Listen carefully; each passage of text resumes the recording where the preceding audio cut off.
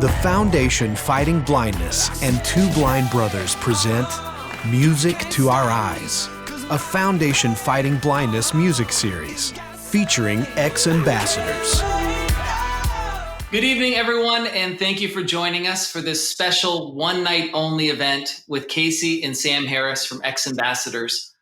My name is Jason Menzo, and I'm with the Foundation Fighting Blindness, coming to you here from my home in Raleigh, North Carolina. Tonight's event is brought to you by the Foundation Fighting Blindness and is free of charge thanks to the generous support of our friends at Two Blind Brothers. And if you don't know their clothing, this amazingly soft shirts and hoodies from Two Blind Brothers, be sure to check out their website at www.twoblindbrothers.com. If you do feel inspired and you'd like to make a donation to support our mission, maybe $20.20 for the year 2020, be sure to click the link on the screen below or go to www.fightingblindness.org to make a donation or to learn more. I am so excited to welcome Casey and Sam Harris from Ex-Ambassadors. Hey guys, how's it going today? How's it going? Good to see you. Yeah, thanks for having us on, man. We really appreciate you guys partnering with us on this event and hearing a few songs. As you guys know, Fighting Blindness is the world's leading organization searching for treatments and cures for blinding retinal conditions. And we're really making a lot of progress on our mission. And the advancements in our field are truly amazing. We'll get into that a little bit later, but just excited to introduce you all to our audience and our community, and obviously to hopefully introduce our mission to a whole lot of new folks. I wanted to just start by understanding a little bit about how you guys are doing with the pandemic and what you guys have been up to the last couple months with everything that's happening around the globe. Well, we're here at Casey's house. This is the first time we've actually been able to be in the same room together. I had to quarantine with my wife, like full quarantine lockdown for about a week and a half, and then get tested, and then and since then, we've only come to and from our house to here to Casey's house. But beyond that, just been working on stuff for. We've been finishing up our new record, and working on all of the other things that go along with that. It's a concept record, and it's a part of a big world. So we're still building that world creatively, writing stuff working on some stuff for some other artists. Yeah, several other artists. And, honestly, really, this is a time, if nothing else, this time forces you to get creative because there is nothing else to do. Yeah. So it's really been an interesting time for us to sort of not reevaluate, but to really get our heads around what we want to be doing creatively, with the band, and then, also with our personal lives and that sort of thing. So it's I've been trying my best to look at it as an opportunity.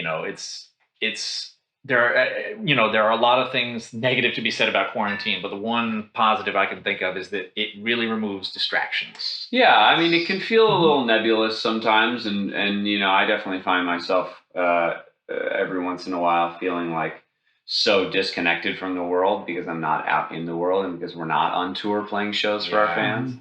But it's forcing us to find new ways to connect, and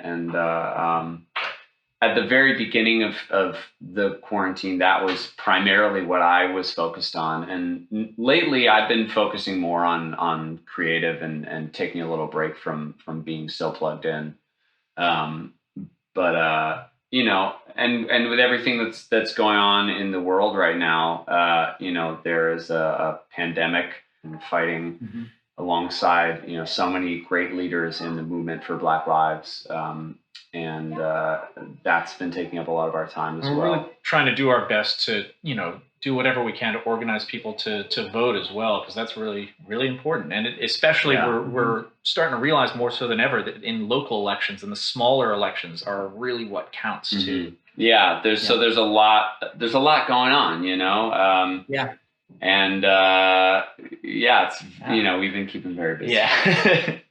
So, to that end, so with current events that are happening, how is that influencing the material you're writing right now? I'm assuming a lot of artists are using this time to write new material. You guys said you are as well. So how does what's happening in the world play into what you're writing? Well, we did. We actually put a song out not too long ago that we wrote right at the beginning of quarantine. That's very apropos of what's what a lot of people are experiencing right now. In lockdown. That song was called Zen. We collaborated with a couple other amazing artists on that one. But yeah, I mean, it's interesting. I think, how would you say? Because I think lyrically, you're the one who usually. Yeah, I mean, I would say Zen came, within the first couple weeks of this quarantine lockdown, and we were all stuck inside for the first time, and we're all kind of in our own heads, and I was definitely in my own head, and starting to feel a little stir crazy. When I sit down to write a song, most of the time, to be honest, I'm not thinking of any specific thing. I usually am catching a vibe off of what instrumentation is there, what the chords are, and just kind of go from there. I also think that it's equally as important for everybody to be listening. You got to be listening to Black leaders and Black activists who have been on the front lines. And that's where my head has been at lately. For sure. And I would imagine that, the combination of quarantine, isolation, current events, the creative process, all these things are probably converging into one thing. I know that as a fan and as probably the thousands who are watching this are all really excited to see the output from this time. I can definitely safely say we have a lot of material. Yeah. We got a lot of stuff. We got a lot of stuff cooking, and we're really excited about. Yeah. Cool. Very good. Well, before we maybe shift and hear some of your songs, maybe we could talk a little bit about the interplay between our mission, what we do at the Foundation Fighting Blindness, and then both of your stories and how our mission is relevant to you, and talk a little bit about how what we do matters to you. Oh, absolutely. I mean, I was born visually impaired, and I've had about the same amount of vision since birth. It's for those who know blind and visually impaired speak, it's 2200 vision with a 10% field.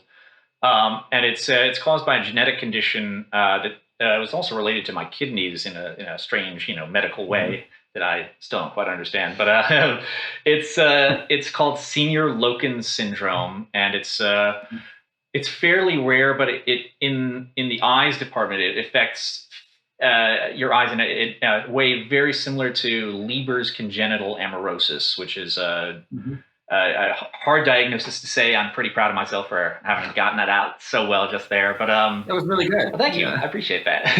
Is that practice? Yeah, exactly. I've said it a few times in the mirror this morning too, just to get. And it's despite it being a tricky word to say, it's not that uncommon of a visual impairment, and I know it's related to a lot of other retinal impairments. It's to do with the cones and the rods not having developed properly in the back of the eye, essentially, for those who know what all that means. But yeah, so I grew up with this visual impairment my whole life, and I have a little bit of vision. I have just enough to use but not use well most of the time, but I treasure it, man. I've used the little bit of vision that I have all my life. I read my computer visually. I work on music recording software is very visual, and I do that completely with the aid of magnification tools and that sort of thing.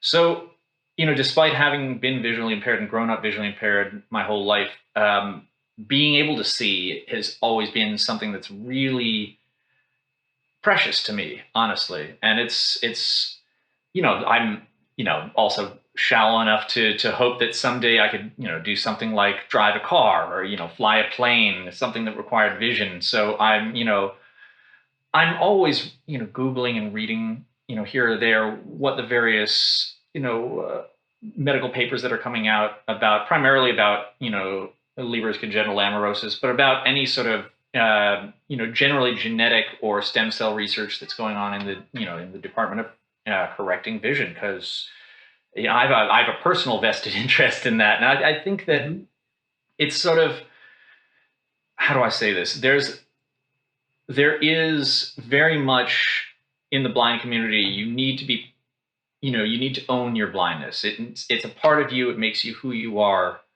And it's definitely that case for me, but it also it doesn't have to be that way for your whole life. I think with the miracles of modern medicine and the modern scientists working on all their cures that they're cooking up in the labs, it's really a genuine possibility that in the next, I would say, 20 to 30 years, most blind people will be able to have some sort of vision restored. And I think that is incredible. I think that, we are obviously a visual species, and, being blind can at times put you at a huge disadvantage. And while, I and many other blind people have learned to overcome those challenges in various, ways, there is still, a deep desire to, to see like everyone else. And I think that that's where, organizations like yours are so important, because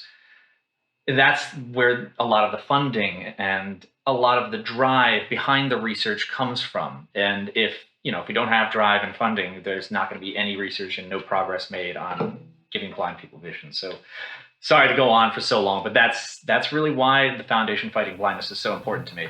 Yeah, that's fantastic. And I really appreciate you sharing that background and providing that color from a personal perspective.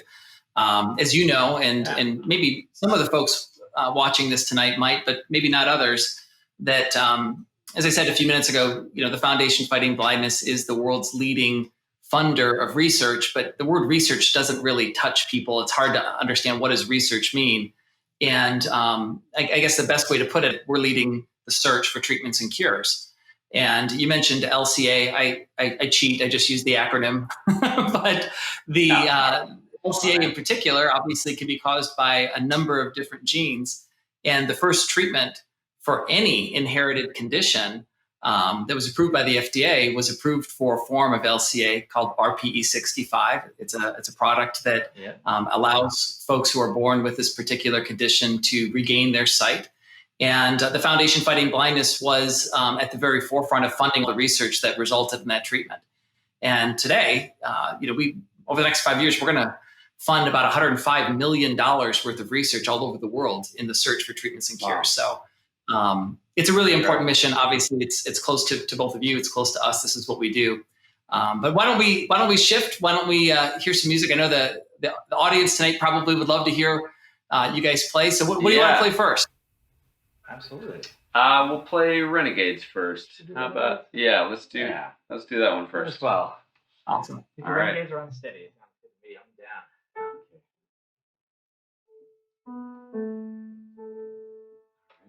Ready?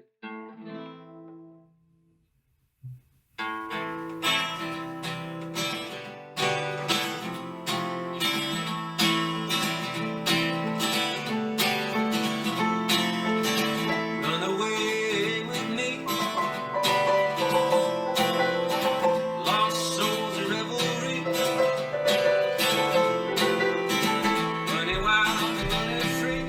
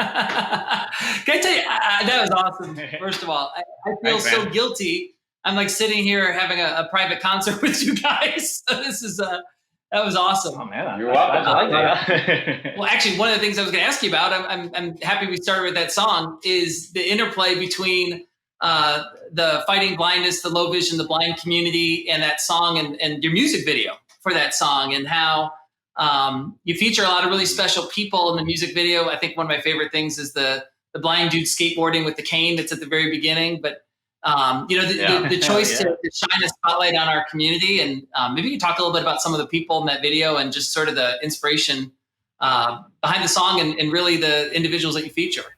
Yeah. The first person that kind of inspired the video was a guy named Daniel Kish.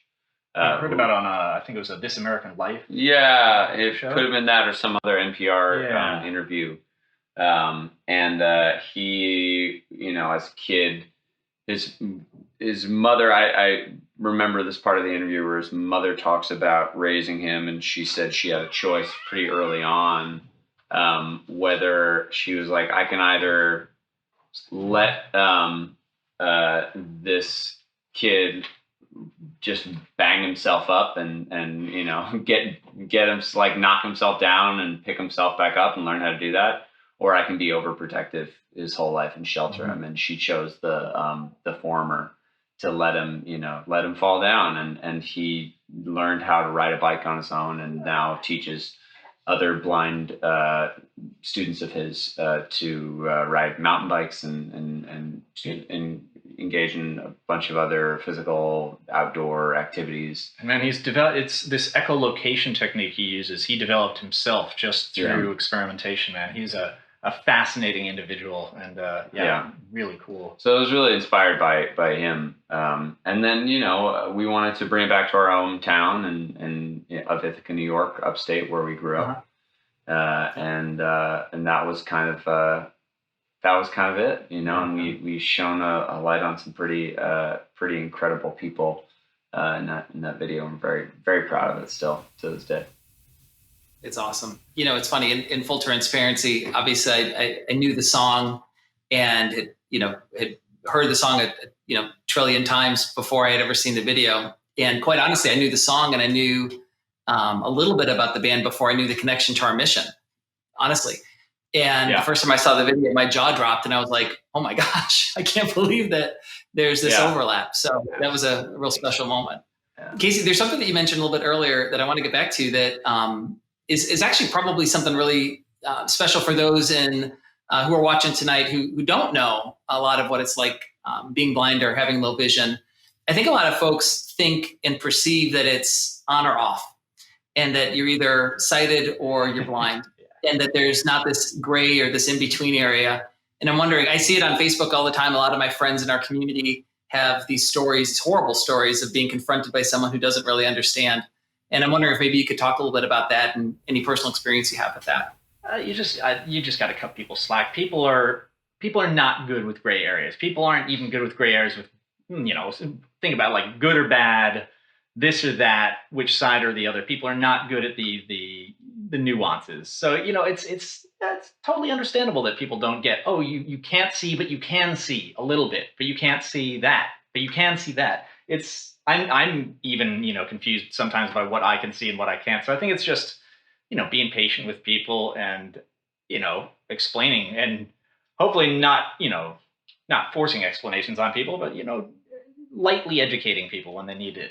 Tell them about the cops when you're kid. Man, I don't know if I should tell that story. I wasn't necessarily doing PG rated things, but there was one time where I didn't have my cane with me, and let's just say the officer involved did not believe that I was blind. He did not think anything I was saying was true, and it's something. It turned out okay. I mean, I'm still here, but unless you have the cane or something to identify, a lot of times, especially for people who are blind but don't necessarily quote unquote look blind, there's their eyes are fairly ordinary looking, and people like me are pretty good at generally tracking where people's voices are coming from. So I usually look directly at people when they're talking to me, and it's I think sometimes I've even complained to my wife. Sometimes I feel like, when I meet people for the first time, I should have a sign on my forehead saying I'm blind, not drunk or high or anything like that. Because, if people don't realize, that you're visually impaired, they'll almost always ascribe your behavior to something else. Usually something that is negatively reflects on you. Yeah.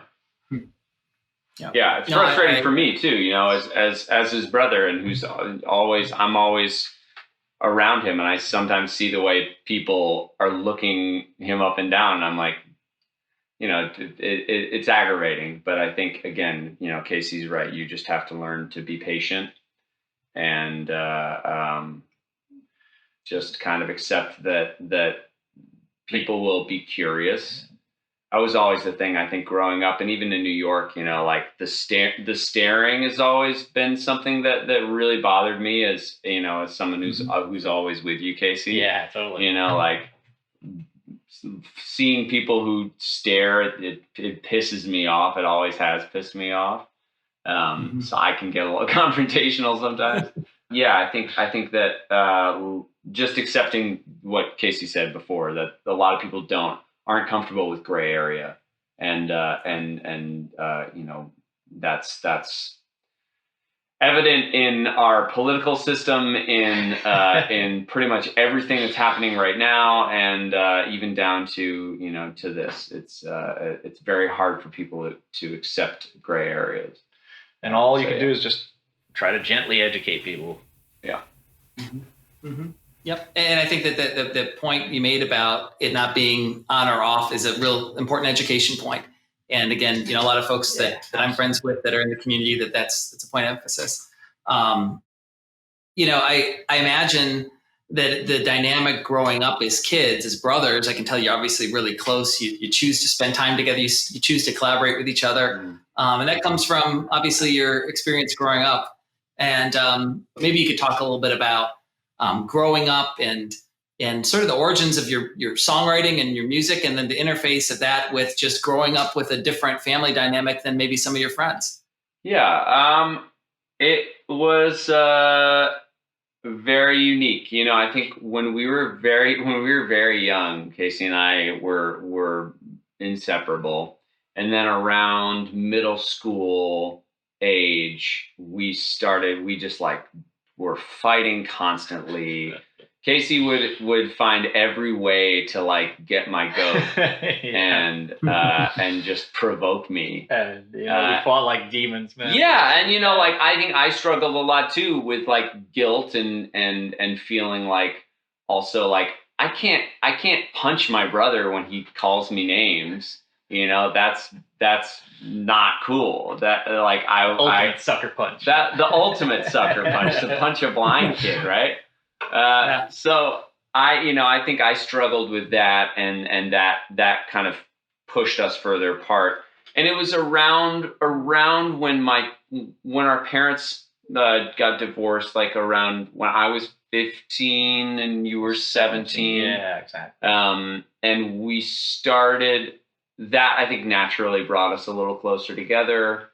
And I had been in a band, with some childhood friends already for a couple of years, and Casey would sneak down into the basement, and jam with the band when I was upstairs making food, and I'd come down and I'd be like, Casey, come on, we're trying to rehearse, please. And I was the kid at school who always wanted to play music with everybody. Yeah, and my band is what's the problem? He's really good, and I just would. I was very resistant to having my brother in my band, because it's my thing, I think it's very common with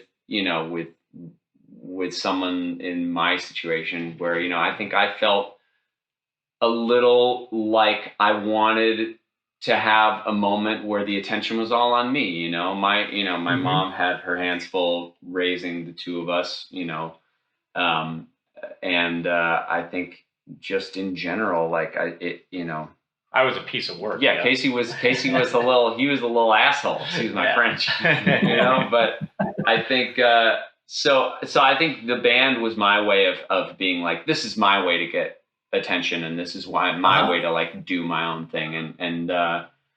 And so I think that also fed into me being resistant to having, Casey in the band. And then we started playing music together shortly after my parents split up. Yeah. And it just felt so natural and so right. And I've always been a person who really wants community, and I really love having people around me. And immediately I felt like it separated us from the pack, that, not only were we brothers, but we had this unique relationship. That was kind of it. And then we moved to New York together. I moved to New York first, and then convinced Casey to move out there with me. And for years we kind of slogged it out in New York. Those are some rough. We were there for like 10 years. We were there for 10 years. That was very. Wow. We lived together. We lived together for, I think, probably like eight of those 10 years, and learned a lot about each other, and about just like being in a band and pursuing your dream no matter what. Yeah. And I mean, we've been on quite a journey together, and it's still going. So. Yeah, man. Well, it obviously works. So it's amazing, the journey that brought you to where you are. But if you're happy where you are in life, then you can't be sad about the path that took you there. And so, what an incredible journey that led you to where you are today. And maybe we should hear another song. What do you guys want to play next? Let's do Unsteady. Yeah, totally. Next. Oh yeah, man. Yeah. Take a little sip of water. Absolutely.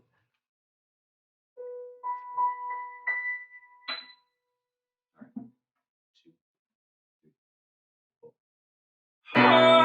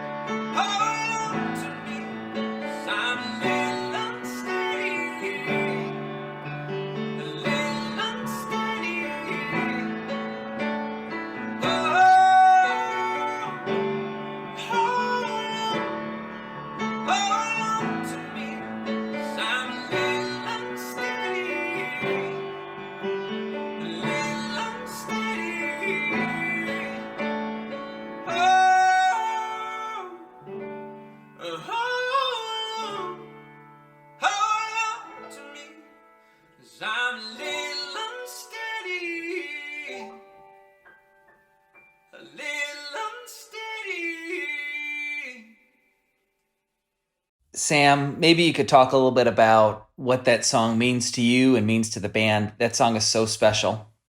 You know, it's a really, really hard thing to articulate. I think that it's funny. We just watched. It's the 5-year anniversary of our debut album, VHS, and we just watched footage that we'll be posting, I think, later on today. If not, yeah, we haven't posted it yet. But it's footage of the crowd, a bunch of different crowds, you know, around 2015, 2016, singing that song back to us. You know, I got pretty emotional watching it. I think we both did, Casey hearing it and me watching it. It's crazy to think about how far that song has reached, you know, and something that's so personal. I wrote it about my parents and about, you know, their divorce and how that affected me in a way. And I think it's, you know, also probably lumped in there, you know, any time in my life that I felt vulnerable and like I've needed to be held. And I think male vulnerability is something that, you know, we were lucky enough to grow up with a father who's a real crybaby and a real softie. Love you, Dad. Love you, Dad. So that was something that we were tuned into at a very early age. And that sensitivity, I think, is always something that has been celebrated in my family. So when I have some, you know, burly, you know, jock come up to me after a show with tears in his eyes and, you know, say like, bro, Unsteady, like really helped me through a rough time. Broke up with my girlfriend, or like, you know, my mom died and it was a rough time for me. Like that to me is really, really inspiring. Yeah. I mean, I think that something that, that you wrote from a first and from the vantage point of your life and in your experience, yet seems very personal to someone else for a completely different reason. Honestly, when you get right down to it, you know, human experience is a lot more universal than I think people give it credit for. That, you know, while, you know, people live drastically different lives, I think that, you know, fundamentally we're all driven by the same things. We all want basically the same things in life. And yeah, I think that's one of the reasons why music is so much more universal than a lot of other types of communication, because music sort of allows you to feel those fundamental feels without all the layers of conscious thought on top of them. Yeah. Well, you know, I wanted to take a second and say thanks to everyone at home who's watching as well, and just remind folks that if you would, if you're interested in making a donation, obviously this is a great event that we're doing just to raise awareness. But if you're interested in making a donation tonight, feel free to click the donate button or go to our website at www.fightingblindness.org.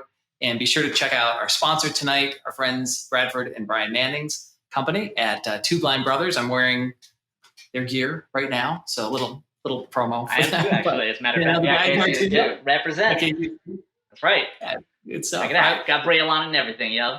I know, right? How great. They're great. I know, Casey, you actually got to work with Brian on a project a couple months ago, right? Yeah, it was, you know, well before quarantine, but man, those guys are the best, yo. You know, got lots of love for those dudes. Yeah, they're awesome.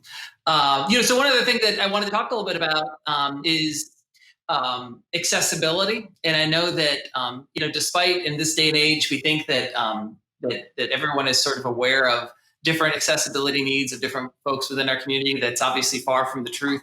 But, you know, Casey, I know that one of the things that you're passionate about, and Sam, I'm sure you as well, is shining a light on accessibility needs. And again, I know a lot of the folks watching tonight probably share those feelings. So maybe we could talk a little bit about your passion for accessibility and maybe some of the things that you'd love to see evolve in society to help make accessibility easier.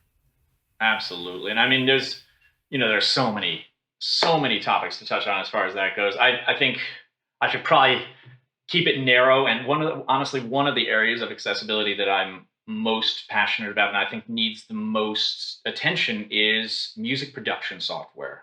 I spend hours a day recording and looking at through my magnifying software at these little graphical buttons and knobs and trying to, I move the mouse up to the corner and then I carefully watch it as I drag it down to the knob. I've got a touch screen laptop and that helps a little bit, But man, it's amazing how something that is essentially to create audio is so visually based. Yeah, luckily, I think this is not a totally like given, but as artists, we are able to do great things with limited resources, and that is part of like what makes you an artist. We're working hard in on this new record, and we're working on something to accompany it that's pretty cool. Yeah, can't give too much away yet. But. Yeah, it's I've been very into lately narrative podcasts and the narrative podcasting world. And I grew up on audiobooks. So we grew up listening to audiobooks together and radio dramas together. You know, that was one of the forms of entertainment that we could really both enjoy on the same level.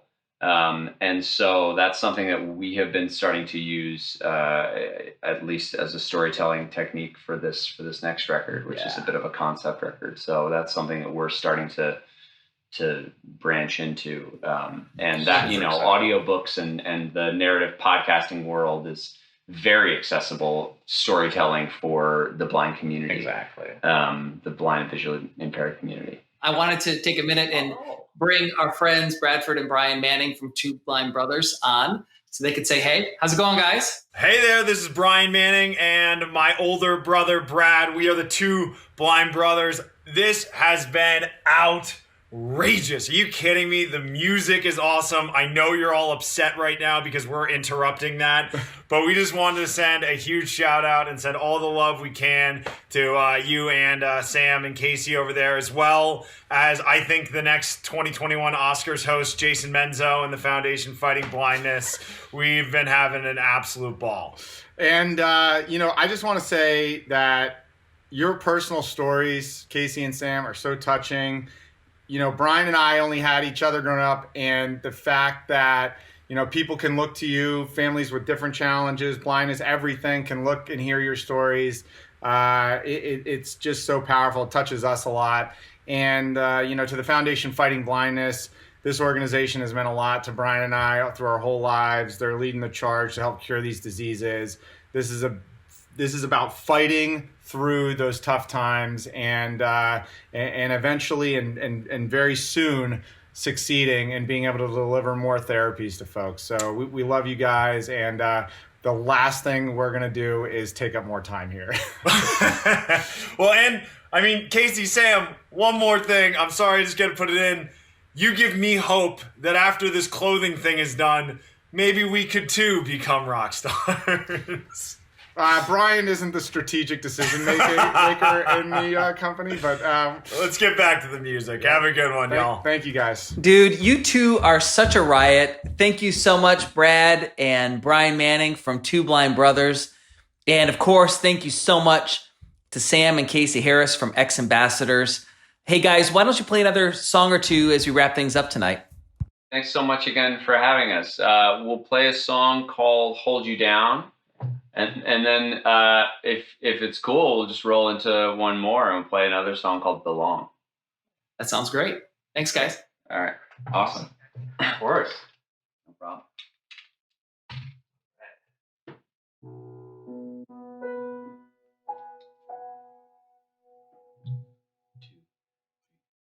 Be the last ones dancing when the lights go out, when there's no one to hold you, I will still hold you down.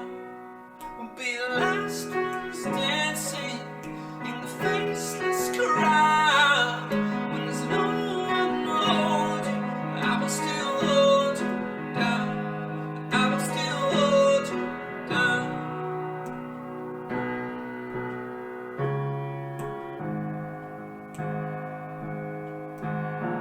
Don't talk, but you speak so loudly. You smile, but your eyes look cloudy. You say someone left you broken. I ain't here with the door, I know. No matter what, I'm yours. Those are the highs and the lows for sure. If you go to war, I go to war. You will be the last ones dancing when the lights go out, when there's no one to hold.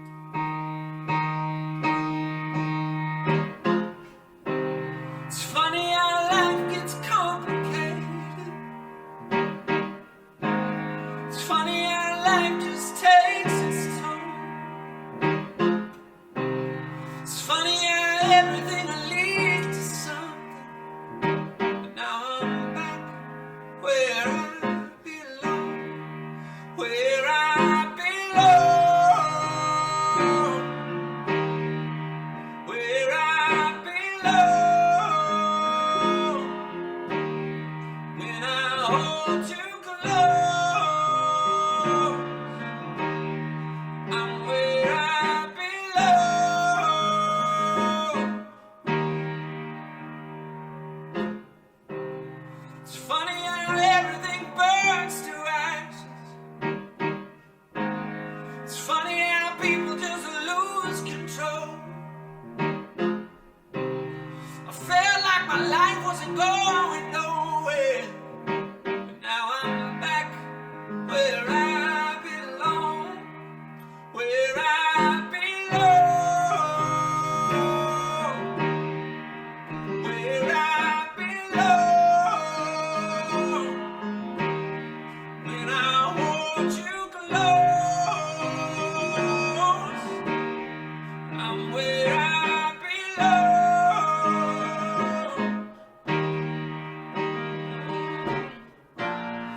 Lost in a carousel of my emotions, I was living a life that was not my own.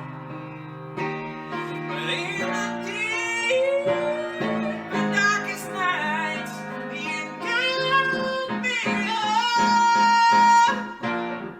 where I belong, where I belong. When I hold you close, yeah, I'm where I belong.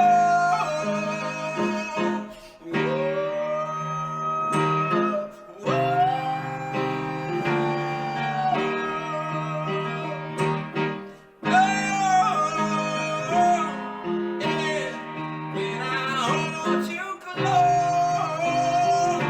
I'm where I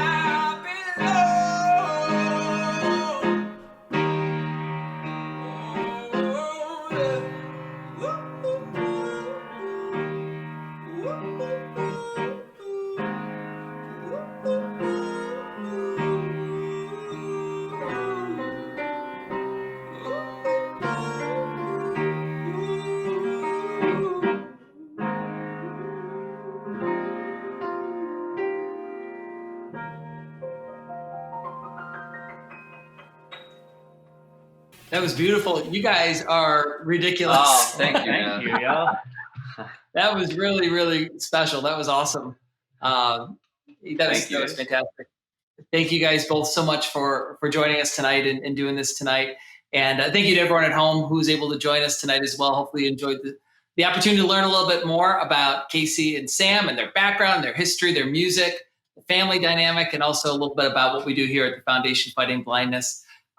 Anyone who would like to learn more, of course, please go to our website, fightingblindness.org, and encourage your friends to check out our partners at twoblindbrothers.com.